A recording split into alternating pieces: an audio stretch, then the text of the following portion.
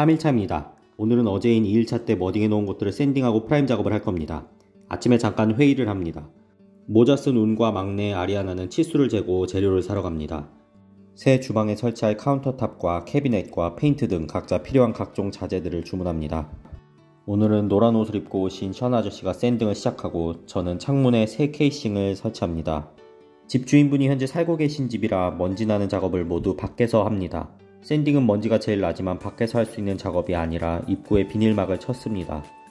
그래도 케이싱을 자르기 위한 톱질은 밖에서 하고 있습니다. 계속 들락날락 하느라 시간이 듭니다.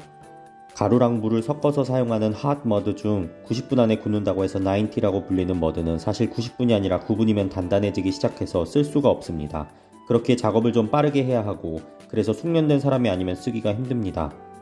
90는 좀 낫지만 일반 컴파운드 머드 같은 경우는 위에 프라이머를 칠해주시지 않으면 페인트색이 다르게 나옵니다. 그래서 패치를 하신 이후에는 꼭 프라이머를 칠해주셔야 합니다. 날씨가 추워지니 총도 얼고 본드도 얼고 실리콘도 얼고 작업이 느려집니다. 그래서 하는 수 없이 총과 본드와 실리콘을 히터 앞에 놔두고 샌딩을 끝낸 션 아저씨를 따라 저도 함께 프라이머 칠하는 것을 도와줍니다.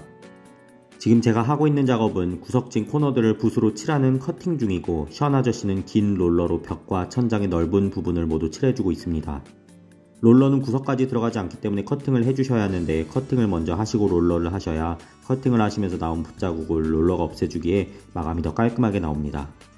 점심시간이 다 돼서 션 아저씨는 먼저 점심을 드시러 가셨습니다. 저도 가려는데 캄보디아 사람인 집주인분이 오셔서 작업 내용을 설명드리며 캄보디아 선교 갔다가 외운 요한복음 3장 16절을 캄보디아 말로 전해드렸습니다. 반응은 해맑게 웃으셨습니다.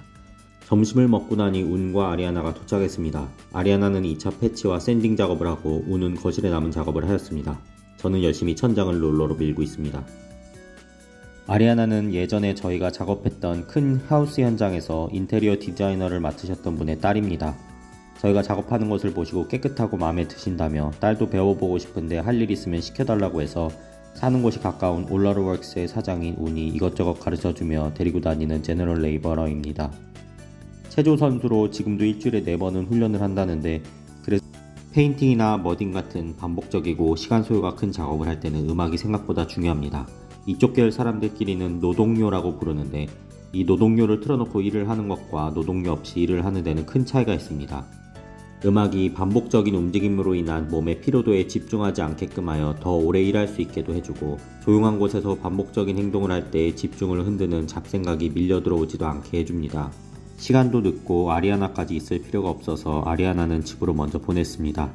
저희는 일을 하는 게 너무 좋기 때문에 남아서 계속 일을 합니다. 물론 좋기도 하지만 사실 캐비넷 배달이 4시에 온다고 했는데 아직도 안 와서 계속 기다리고 있습니다. 캐비넷을 설치하기 전에 캐비넷 들어갈 자리 끝부분에 페인팅을 미리 해주면 나중에 커팅을 할 필요가 없어서 더 효율적이기 때문에 캐비넷이 올 때까지 페인팅은 멈추지 않습니다.